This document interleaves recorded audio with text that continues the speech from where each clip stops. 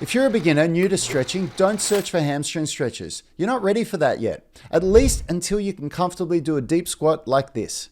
Because the squat builds flexibility not just in the hamstrings, but the whole lower body, making it perfect for a beginner. I get it. You're probably thinking, Rad, my hamstrings feel super tight. And while that might be the case, diving straight into hamstring stretches could set you up for frustration. Here's why. If you're at the beginning of your flexibility journey, you're essentially at stage 1.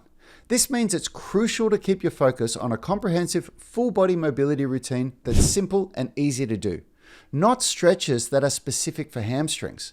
Those are reserved for stage 2 individuals, people who've already built a comfortable level with stretching and are on their way to unlocking the secrets of stage 3 flexibility. To learn more about stage 1, 2, and 3, grab the Flexibility Blueprint. It's free, just click or tap the screen to get it. Stage 2 stretching routines, though more nuanced, can be quite intense and demanding. They're not for the faint-hearted and can be daunting enough to make many beginners question their commitment to flexibility. So let's hold off on those hamstring stretches for now. Before diving into specialized routines, there's a foundational flexibility milestone to achieve: mastering the deep squat. The deep squat is more than just a move. It's a comprehensive stretch, targeting your lower body from hamstrings to adductors and ankles. This multifaceted movement serves as a perfect prelude for the more intricate stretches awaiting you in the next stages, making it the bedrock of stage 1 flexibility. Now, if you're feeling the pinch trying to hit that deep squat, especially with your heels wanting to lift off, don't fret. It's a challenge almost all of us have wrestled with.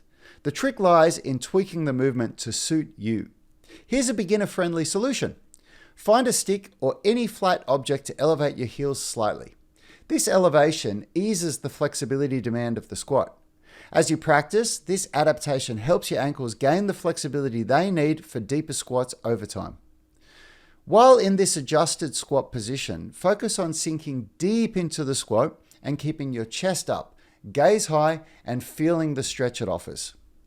You can also increase your ankle flexibility by placing a massage ball under your heel like this, and then push down hard on your ankle for about 30 seconds. Then get a decent weight, I'm using 44 pounds here, and put it on your knee to give a loaded calf stretch. Hold for 30 seconds. These massage balls are inexpensive. I'll put a link in the description, and if you use my links, you won't have to search for the best option. And we also make a small commission which supports the channel. Doing these 2 exercises will immediately improve your ankle flexibility, so do them before you practice your squat.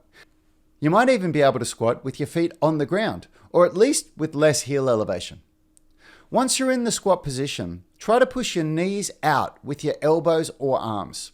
There's many ways you can do this, and it really helps build the flexibility you're looking for. The squat is an integral movement in my 20-minute full body mobility routine, which is the perfect place to start for a stage 1 beginner. You can get it here if you click or tap the screen. One more thing that will really help your hamstrings and your squat is foam rolling. A firm foam roller will increase your pain tolerance, increase blood circulation, and warm up your hamstrings. This is why the 20-minute mobility routine starts with foam rolling, and we actually do the whole body before moving into the squat and other stretches. All of these stage 1 exercises can be done by beginners. There's nothing that's too painful or too challenging to do.